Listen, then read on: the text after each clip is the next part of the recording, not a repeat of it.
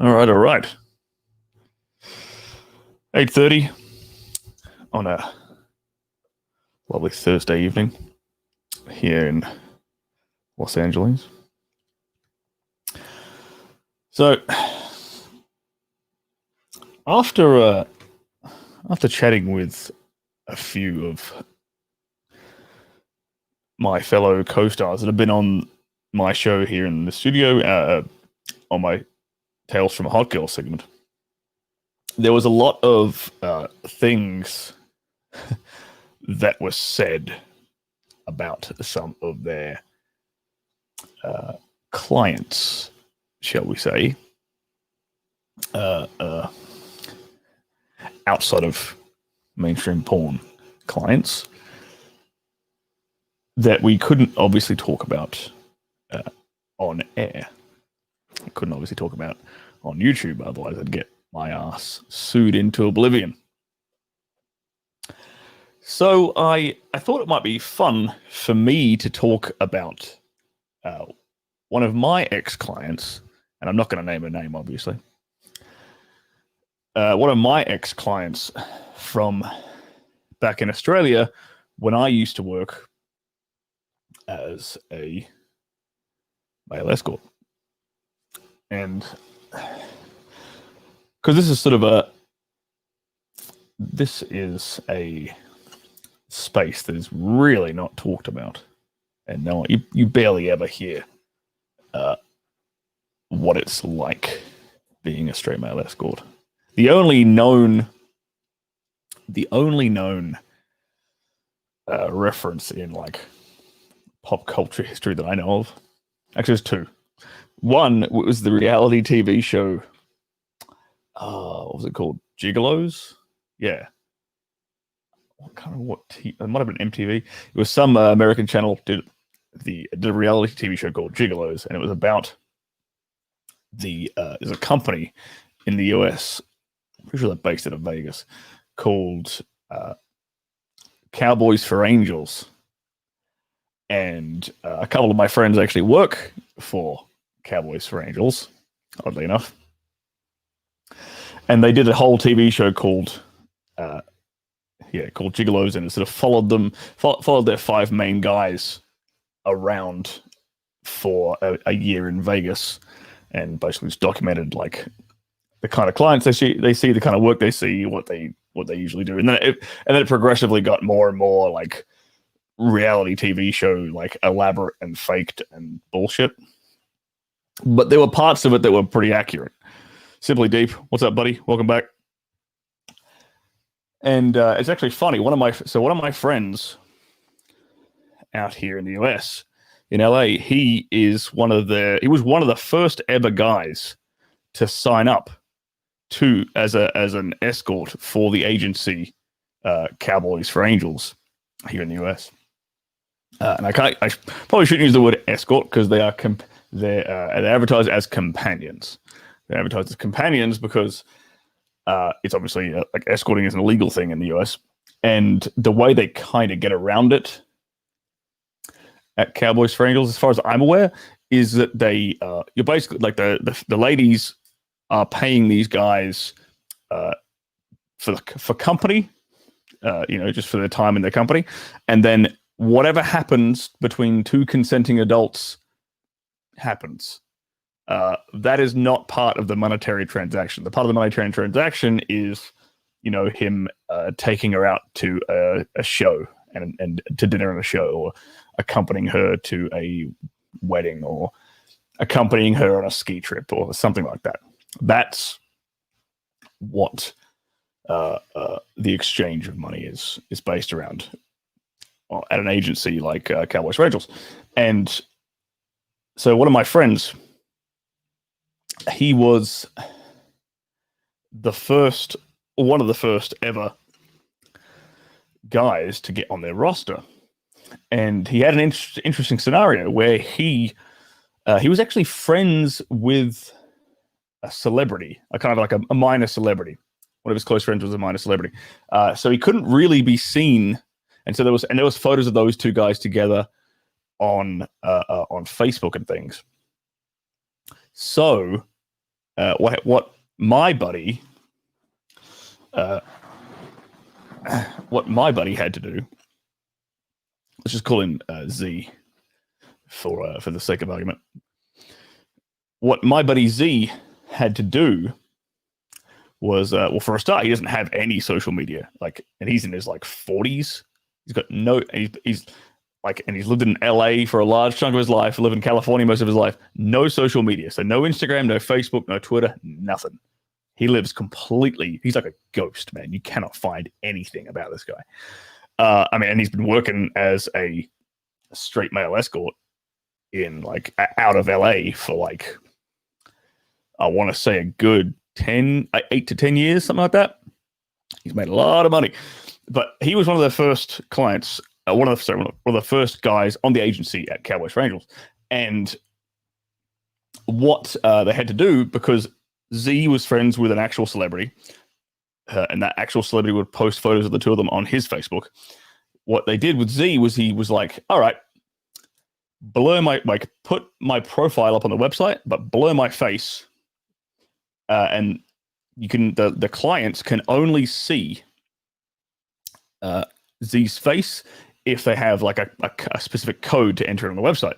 So the owner of Cowboys for Angels sort of wasn't sure this would be a great deal, but he still wanted my buddy to be on his roster. So he's like, all right, fine, I'll do it.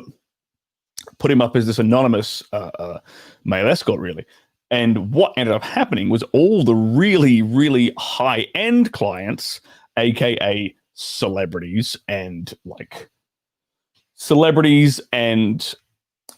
what's the expression, like family money kind of clients, like really ultra wealthy kind of clients, all flocked to this guy for two reasons. One, he wasn't on the TV show Gigolos, which showed about 5 of the other main escorts on their roster on this reality TV show in Vegas. So he wasn't one of them. So he wouldn't be recognized instantly if they went out and about with him. And 2, there were no photos of him on the internet anywhere. So they could never trace back. He was just a person. They could never trace back. Like if a celebrity took my buddy Z, if hired my buddy Z as a companion, they could never trace him back to them. They could never trace him back as an escort, rather, or as a companion, rather, because he's a fucking ghost. He's got no presence whatsoever online. It's amazing. And so he ended up becoming the guy that all the high-end celebrity clients of Cowboys for Angels and all the super rich, like family money clients of Cowboys for Angels went to, because discretion is the name of the game in that space. And then he basically built an entire career off of doing that. And I think he was saying at one point, his best year, he was pulling in I think in his best 12 months, he pulled in something like $1.8 million for the agency.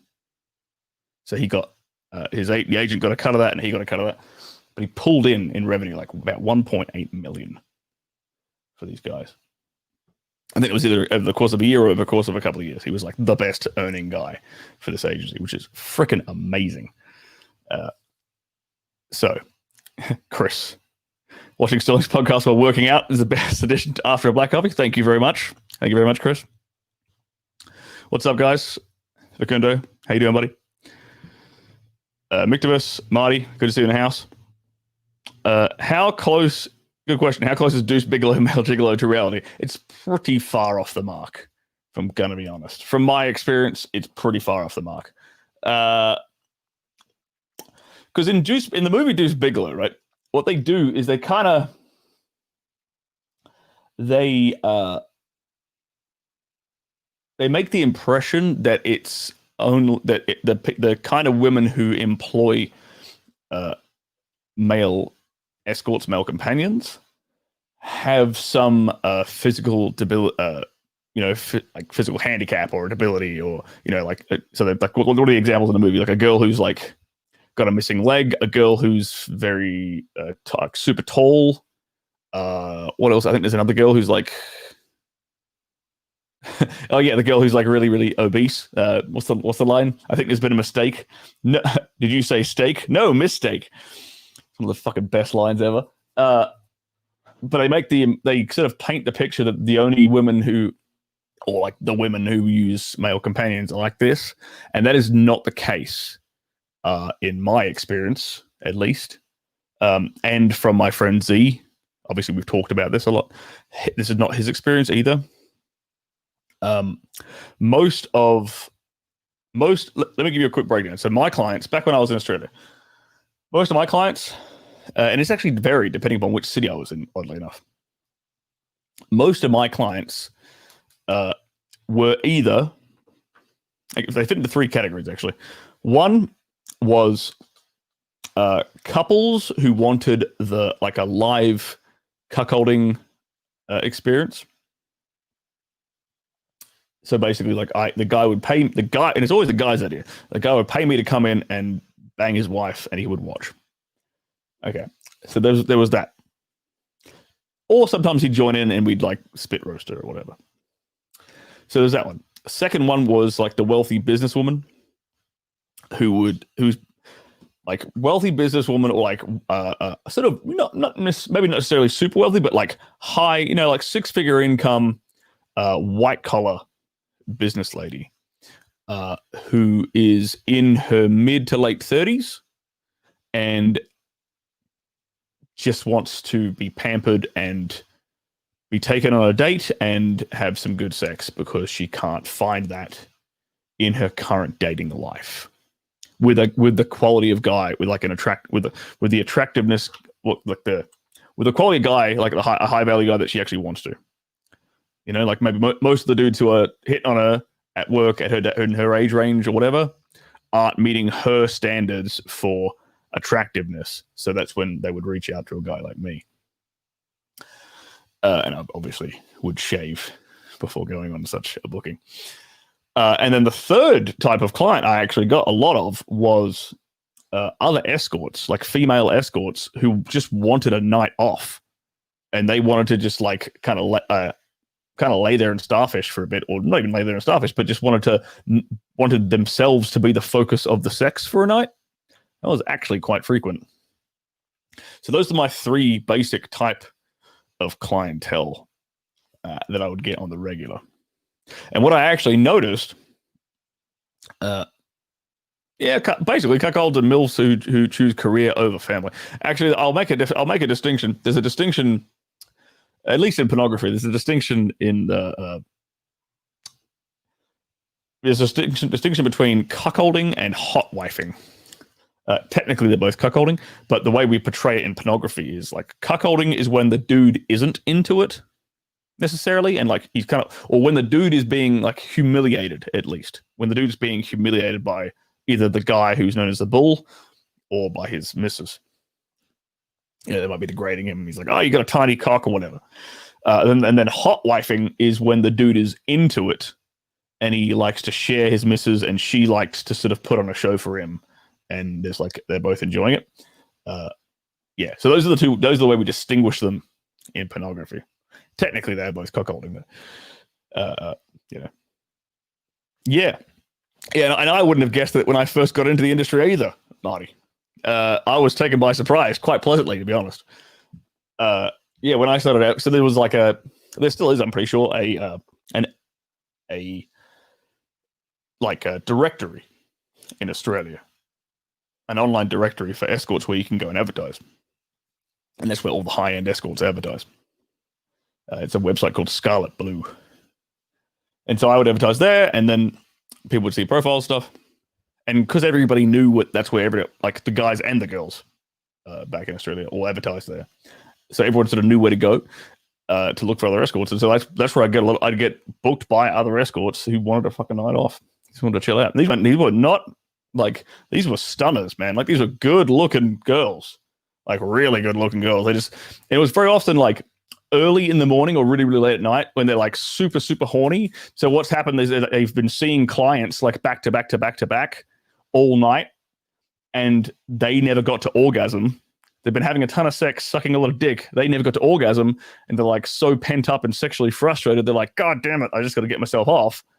And then they'll call me, and I'll come in and service them, and they're like, oh, all right, you can go. Basically like that. That was what the experience was. Seeing, getting booked by female escorts. Yeah. Chris is going to go start a gigolo side hustle. Link in the bio. Good, mate. Don't do it in America. You go straight to fucking jail. Do not pass go. Do not collect $200. I'll tell you that right now. Gavin, interesting question. How do you flirt properly? Well, it's a very vague question to start with.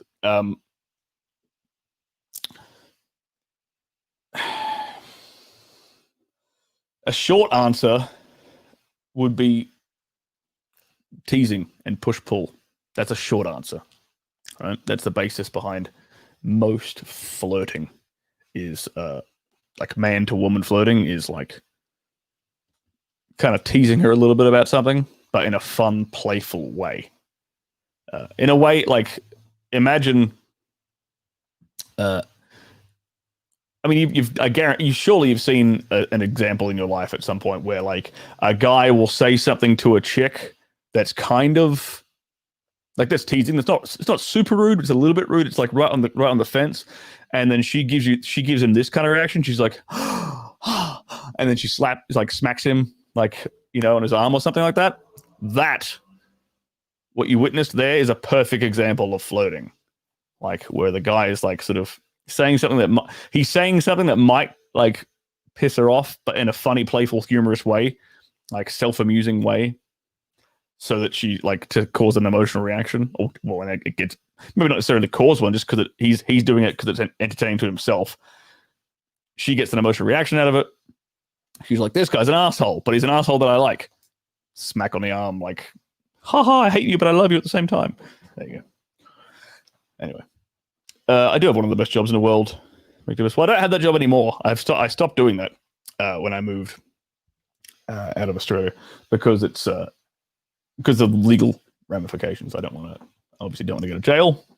Don't want to get thrown in jail. So I have to, in the US, I don't do it at all.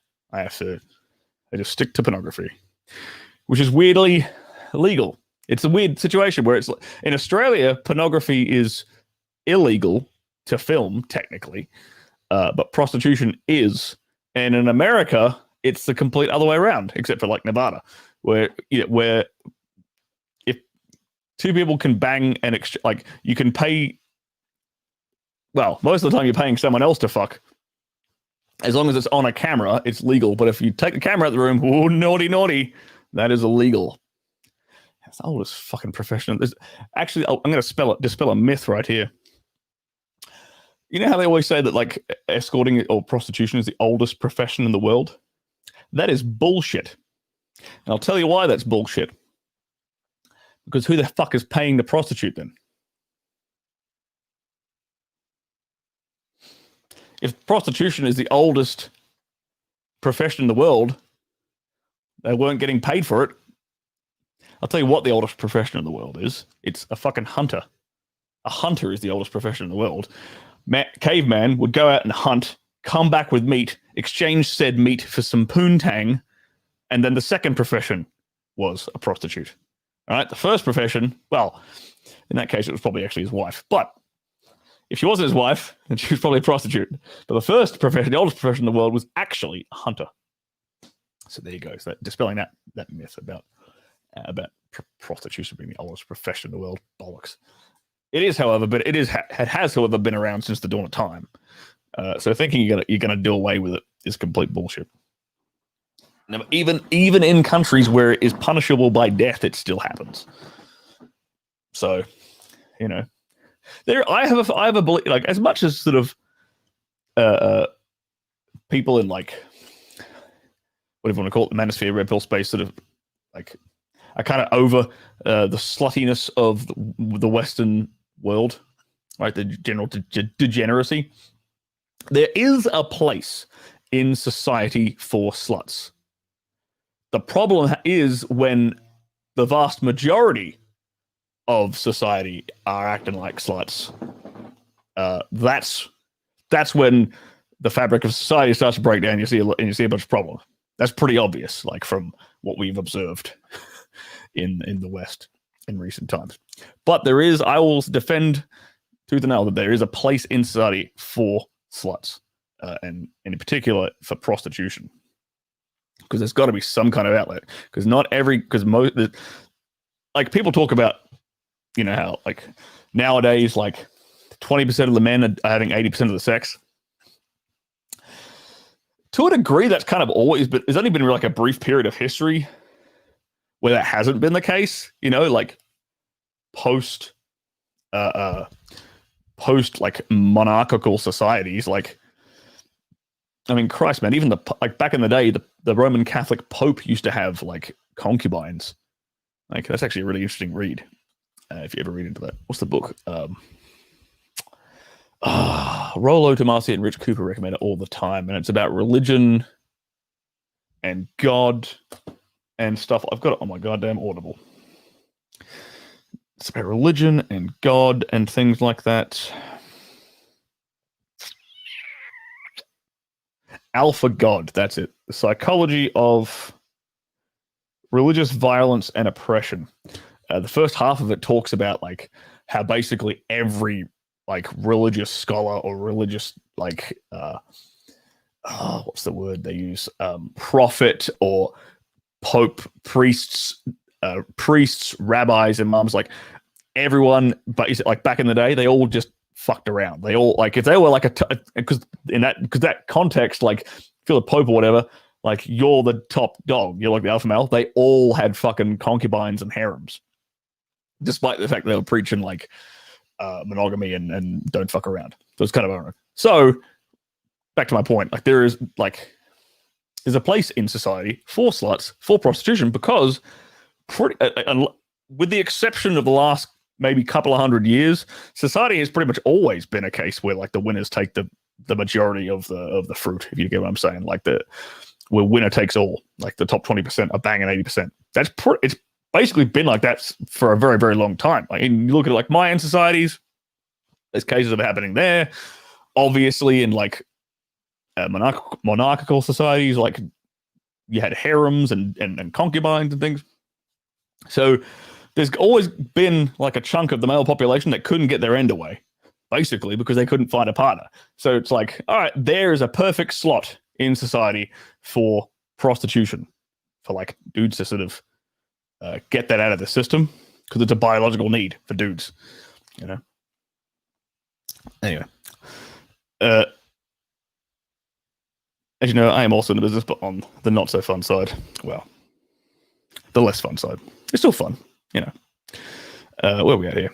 There's a few questions I've missed. Mateus, what does it take to be a successful male escort, Stirling? And what was your worst client? Oh boy. I still haven't. Don't let me forget before I actually finish this live stream. I'm not going to finish anytime soon. But before I forget, before I stop, don't let me forget to actually tell you the story I intended to tell you when I created this stream, which is about my millionaire client. So in the chat, if you see me about to end the stream, please stop me and say millionaire client, so I don't forget to tell you the goddamn story in the first place. Anyway, Mateus Order, what does it take to be a successful male escort, and what was your worst client? Being a successful male escort, let me preface this with the fact that I was blue pill. For those guys who kind of know what that means, I was very blue pill when I was doing this. Looking back at it now from a context of being a red pilled dude and understanding male-female dynamics on a deeper level now than I did back then. Don't get me wrong, I was still like, I was a charming motherfucker, right? Like I was good in bed, physically attractive, quite charming. Those are all pretty much prerequisites for being a good male escort. But on top of that, two other things. One, giving her an experience so she comes back again, because retention is the name of the game. So you want to give her a good experience, be that sexually, be that emotionally, be that, you know, like taking her and doing things that she hasn't done before. That's one way of doing it. And the second thing is sort of It sounds bad, but telling her what she wants to hear was a big part of the job. A big part of the job. Because I think someone mentioned it earlier in the chat that, the MILFs who had, who phrased it? Yeah, Muktabus phrased it. MILFs who choose career over family, right? So it doesn't benefit me in any way, shape, or form to be brutally honest with these women when they're paying me to take them out on a date or whatever. And I wouldn't have really said that to them back then anyway, because like I said, I was blue-pilled. Now, if I came into that situation, I'd have to bite my tongue quite a lot. But you basically had, but even then, I kind of have an intuitive understanding that I need to tell these women what they want to hear because they're paying for this experience. They want to be, they're old, mid-30s to late 40s women whose dating options or marriage, relationship options, shall we say, have dried up a bit. At least for the single businesswomen that will see me. So you got to tell them what they want to hear, and that is, that they're lovely and they're beautiful and they're charming, and this might be the case. This might very well be. You might not necessarily be lying. You just tell it. You're just phrasing everything as in the best possible light that you can. So you're saying things like any man would be lucky to have you, blah blah blah. And this sort of keeps them in your rotation, keeps them coming back. And then for other clients, like the live cuckolding sessions or hot wifing clients, where I'm banging a guy's wife in front of him, I'm obviously never saying stuff like, "Oh, you're a little bitch for letting me bang your wife." That's obviously not something I'm saying. In that situation, the key to that kind of client is to have a good rapport with the guy. Because he's always the one. It's always his idea. It's always the dude's idea, and he's always the one paying for it. So, if you want them to book you again, you make him feel like the man, right? You make him feel like a fucking champ, and you make him like you. And obviously, you also make his wife like you. You make his wife comfortable, and you give his wife a fantastic time. But first and foremost, you win the guy over. That's the key there. Very good question. Very good question. Oh, and what was my worst client? My worst client was this was a couple client, and they were both extremely obese, and she, in particular, was quite obese. To this point where she, like some obese girls, like they round out. They're very well proportioned. You know what I mean? Like they end up with big titties and like wide hips, thick thighs, and a big butt. Like they might be obese, but they still they at least look feminine and shapely. But this lady, unfortunately, was very obese, no titties, no ass, like flat ass, and just had gut and gunt. Basically down to like halfway down her thighs. And it was a case of me I tried, but I just I could not perform in that particular circumstance. So that was my worst client, to ask you. Let's keep going down here. Kyle Brooks. Could you go more into detail with the post-war white-collar women who paid for your services? Like what the dates were? It's interesting to you. Let's see if I can remember a couple of examples. What would some dates be? Like dinner, going out to a fancy like 5-star restaurant, and then enjoying like a show, or basically going from like 5-star restaurant to drinks back at the hotel room and indulging yourself there, having like drawing a bath for her, and having like a nice relaxing bath together, and then proceeding to sex, or doing sex and then having a nice relaxing bath together afterwards. Some clients were just straight to business, pretty much. There was quite a few that were basically just straight to business, and it was sort of 50-50 between like going straight to business. I'd come in, we'd have a drink, we'd chat for maybe 10 or so minutes, get her comfortable with me, get to know me a little bit, and then would proceed into sex. And then others would sort of involve dinner or a bit more of an elaborate date, and then proceeding to sex. Most of the time, it was dinner. Most of the time, it was a dinner date. At a nice restaurant. And then very often I would, well, basically all the time, I would do like a full body massage as part of my service to either before or after sex to just, make it a nice, relaxing, enjoyable experience. Gavin asked, and you're following up to this question, what's push-pull? What's a good example of push-pull? Let's see.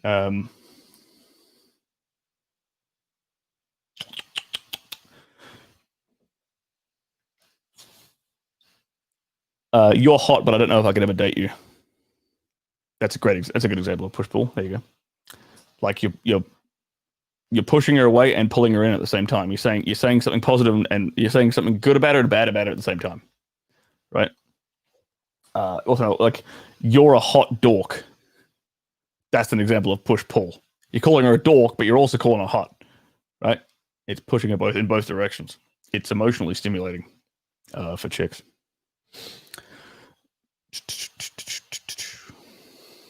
Where we at? Oh god, I'm miles behind in the chat. Here we go. Yeah, Gavin. Yeah, basically Marty's hit it on the head. Go read Mystery Method, and you'll get a really, really deep understanding of what like push pull is, and like flirting and stuff like that. Yeah, great references there, Marty.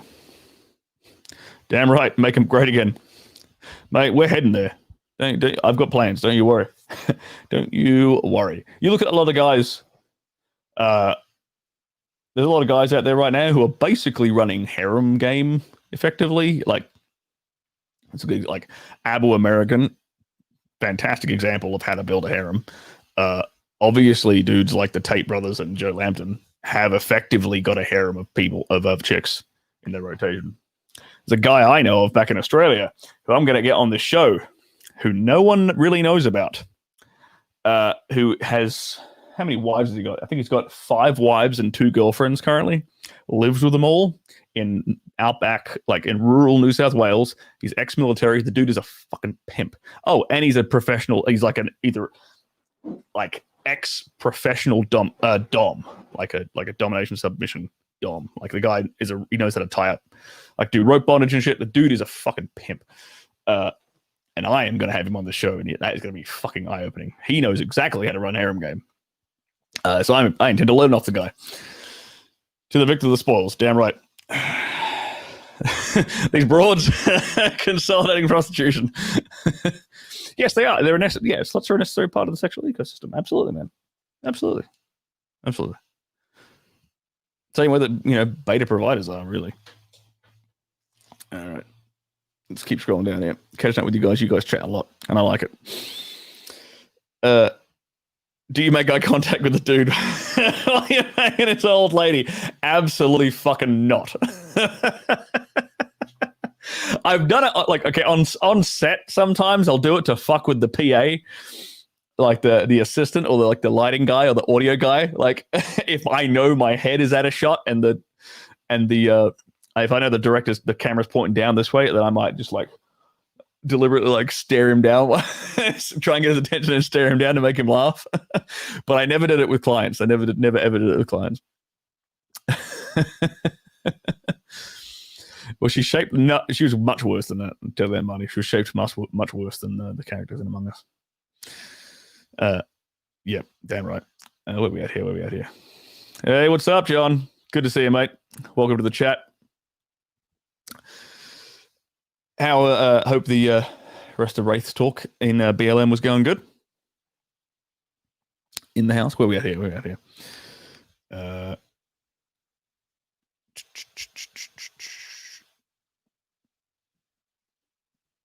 Well, thank you, Victimus.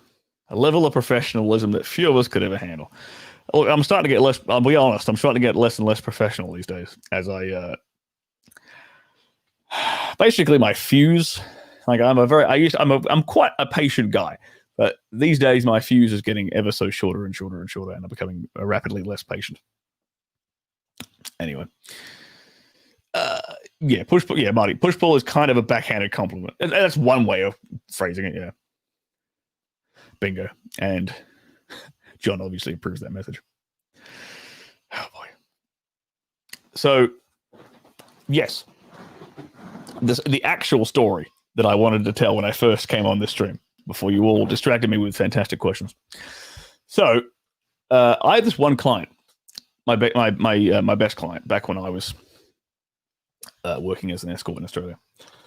And this lady, she happened to be a millionaire.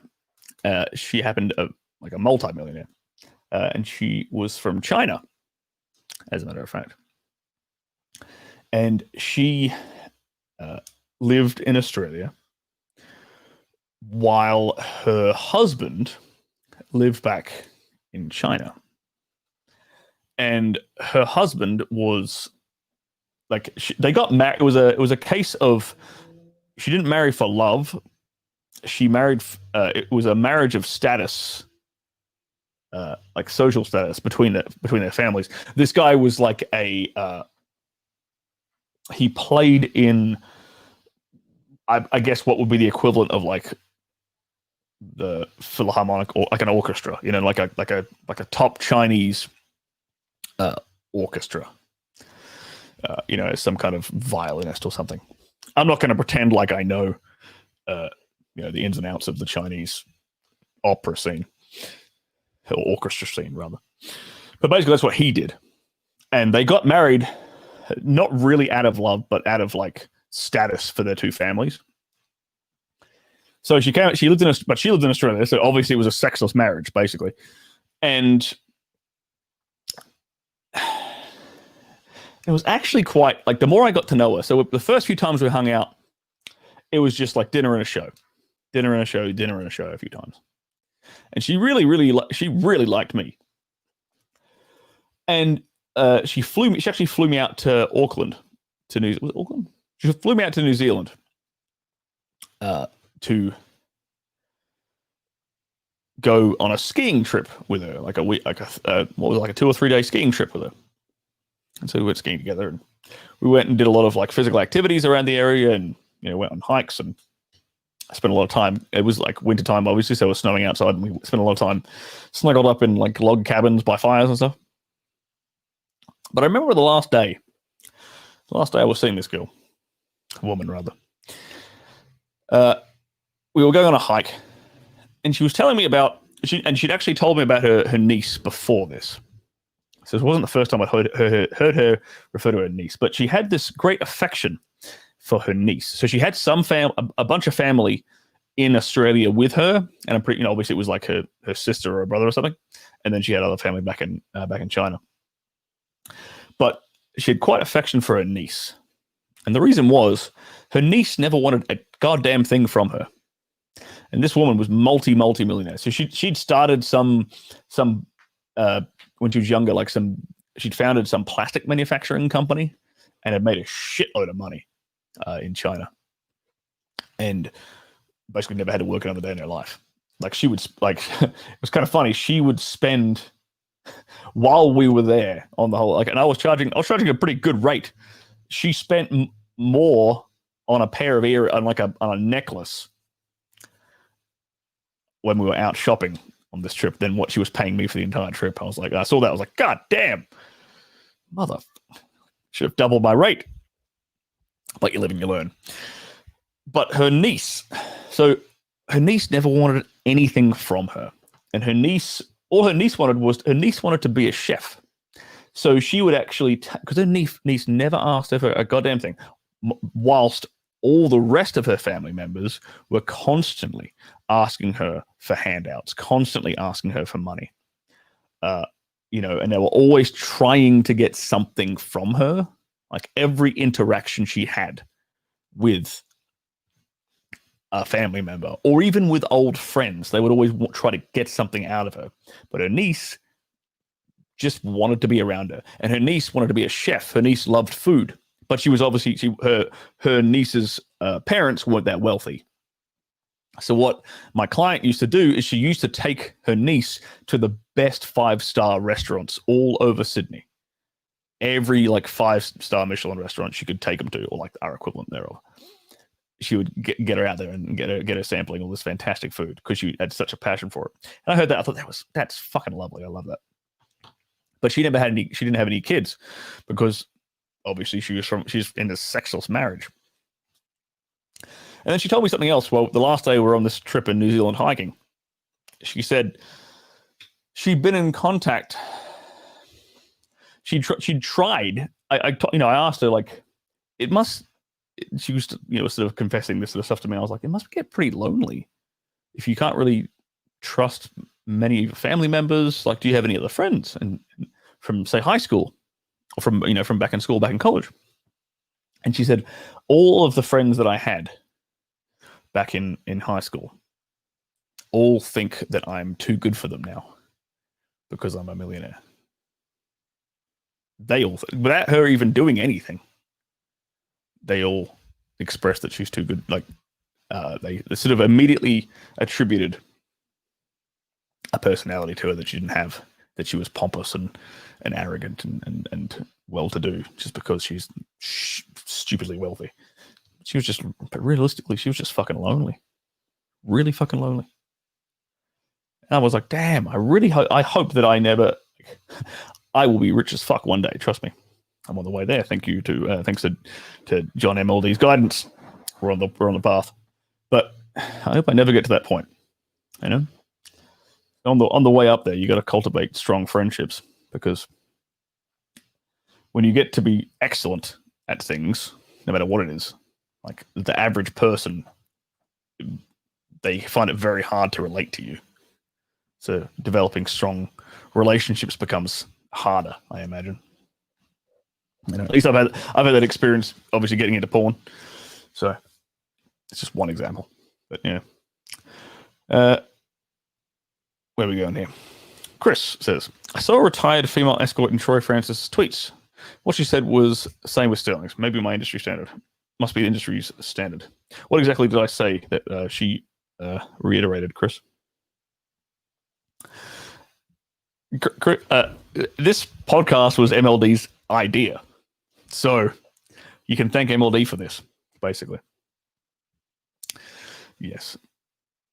Yeah, that's pretty much spot on, Bull Rush. If a girl slaps you, it's fucking on. And slaps you in a good way, like in a playful way. I had one experience. Oh my God. I had one experience where I was at this party. It was actually a party for escorts, oddly enough, like escorts and porn people back in Australia.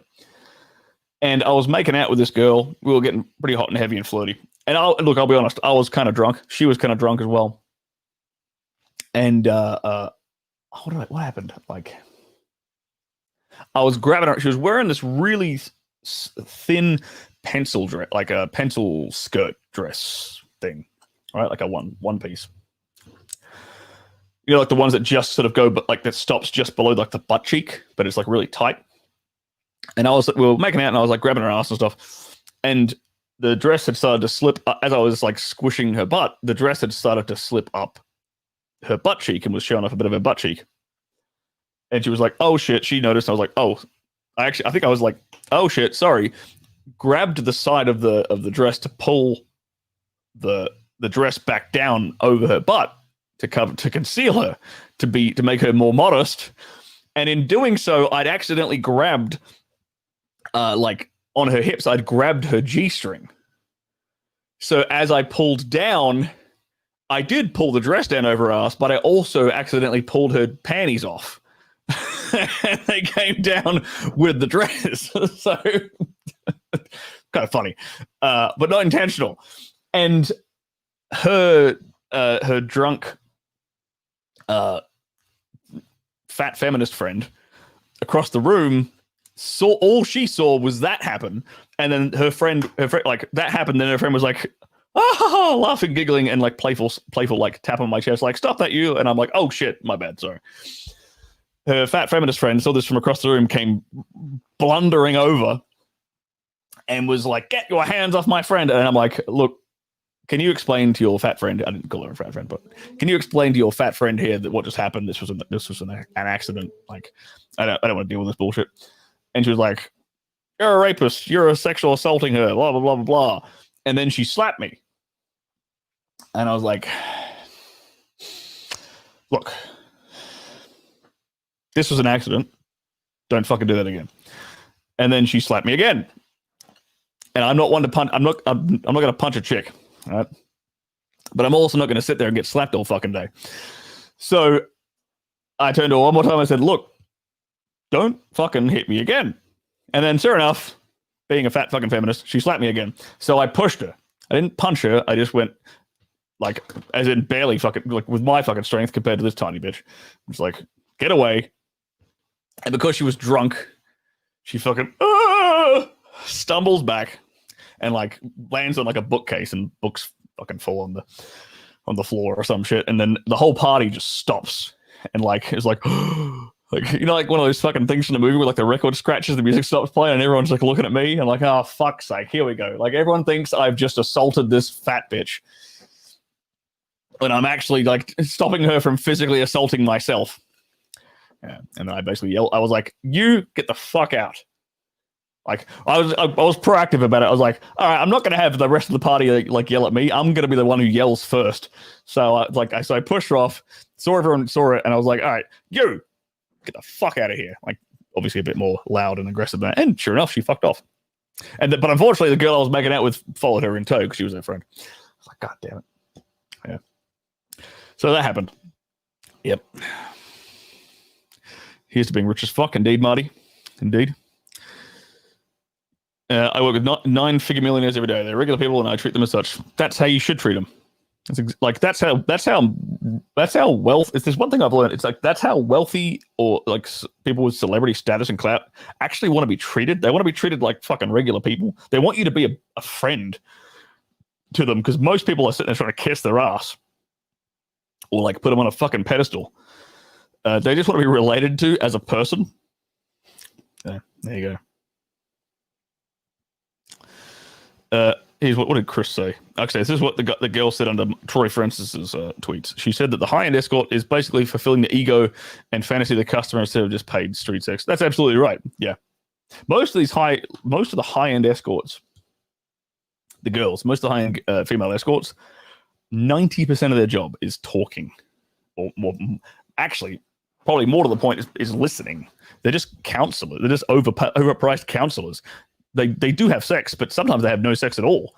Most of the time, they're being paid for a fucking to spend a weekend on a yacht with this guy and just listen to him complaining about his wife. It is literally what they're paid for most of the time. So it's a pretty good gig, if you ask me. Like, as far as you don't have to suck this dude's dick, you just have to listen to him talk about his missus.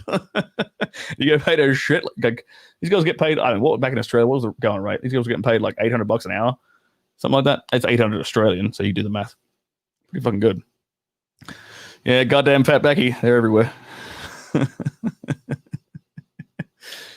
Not in that situation. She did not want me in that situation. I can guarantee you in that situation, she did not want me. She just wanted to be the mother hen.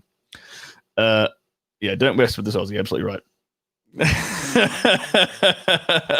I didn't want the fat feminist friend. Thank you, Bull Rush. How would you deal with the feminist differently to close a deal? I wouldn't want to deal with the feminist, to be perfectly honest. Oh, do you mean in that situation? Well, I don't think like once that in that situation in particular I described, the way that like she like unprompted she came up to me and started slapping me. That's like I don't think I could claw that situation back to like the brink of survivability, you know. Like, there's very little I can do. If I let her keep slapping me, I'm a bitch, right? And then the girl I'm interested in loses all respect for me. Okay, so that's not going to work. What I did obviously didn't work because I told her to get the fuck out, and then her friend had to go follow her. I guess I could have like grabbed her friend, thrown her over my shoulder, and ran out the building with her. That might have worked, but apart from that, I don't know if I could have salvaged that situation. Atlas shrugging. When you see how some psychologists charge the high-end escorts can be a better deal, probably. And like, and that's the thing with like, I don't want to shit too much on like psychologists, but like for example, like I know marriage counselors are basically just paid to fucking like side with the chick. You know, it's from like I know Roller Tomasi has a beef with that whole kind of industry. You'd spit at her and tell her to fuck off. I did pretty much everything except spit at her. You know, I could do a porn around that. I don't know about that. I don't know if I want to relive that particular damaging experience. That was just, and you know what the funny thing was? So that happened just before I left Australia to start shooting porn in England. And then and like the escorting porn world in Australia is pretty tiny. Like it's a very, very small, close-knit community. And there's even less dudes. And unfortunately, the scene is absolutely riddled with like feminists. Like what's the like sisterhood über alles feminists, right? And they have a real problem with basically with most of the male escorts, unless they're complete cucks and like grovel on their knees to anything relating to feminism. So if you're not that, then they, and for a start, they're like immediately suspicious of you and try and looking for any excuse to label you as a fucking misogynist or whatever. And then there's like a secret Facebook group where they basically where only the female escorts are allowed in, and they have a list of like clients that they blacklisted to keep everybody. It's actually a smart idea to keep. It's a secret Facebook group where all the escorts hang out, and if they have a bad client that everyone should blacklist, they list them in the group. But what I found out was from one of my good friends who's an escort, a female escort back in Melbourne, was that after that incident at that party, like, and I had two friends who were there at the party who saw exactly what happened, right, and were with me the whole night and like corroborated my story. But there was someone else either at the party or had heard about what happened at the party, posted in this secret Facebook group where all the Australian escorts chat, all the female escorts in Australia chat, and would basically just shit posting me like, "Oh, Stirling's a misogynist. Did you know he hit a woman?" Like, crap like this. I'm like, "Oh," because she sent me the screenshots on Twitter. Be like, "Hey, I thought you should know that this is being said about you. You know, not much I can do about it, but I thought you should probably know." I was like, "Oh, motherfucker! Like, I can't do anything about this, and my reputation is being slandered in a private group across the pond." So, yeah, that's what happens. That's what happens. You stop someone from assaulting you, and you are a woman basher. Apparently, yes. So I will not be making a porno based around that experience at all. Step into the fat girl's personal space. Tell her to slap you again if you like it. I didn't like it more. I personally don't. I mean, that would have been very amusing. I definitely would have had a chuckle about that later if I'd done it that way. But I think this bitch would have just kept slapping me, and it wouldn't have fucking salvaged the situation at all. Yeah, basically. Yeah. All right. I'm gonna end it there. Everybody, I got to get myself some food. Got some exciting things coming up in the works over the next few weeks. So, and in fact, tomorrow night, I'm going to do a very special show. Speaking of feminist harpies, I had one particular porn star from back in England who, for fuck knows why, is like every 6 months she decides to send me a ton of abusive messages on Instagram. Like it's like clockwork, like out of the blue, unprompted. I've had no contact with her, you know, in between or anything. I just ignore her. And yeah, every 6 months she sends me this tirade of like abusive messages. So tomorrow I'm going to share them with you, and we're going to do just have a laugh at it, because fuck it. If you're going to slide into my DMs abusing me, I'm going to use it as content on the internet. So there you go. Thank you, Bull Rush. Hit that like button while you're here. Smash that like button. It really helps me out. Also, subscribe to the channel. If you were entertained by this video, give it a share. Share it around the internet. Let everyone know what we're talking about here. And you guys, as always, please keep asking me as many questions as you want during these streams. Like I'm here to give you guys any advice you want on like sex and performance in the bedroom and these kind of things. So please, I'm here to be like to use my advice, use my wisdom, because that is kind of the intention of this entire channel, is for you guys to learn something. So definitely subscribe, and don't forget to hit the notification bell, otherwise it doesn't show up in your feed. All right, and thank you all once again, Chris with the cheers emoji. Yeah, and bingo, perfect way to end this. Hit that like button like that fat girl hit me. Alrighty. I love you guys. And I'll catch you later.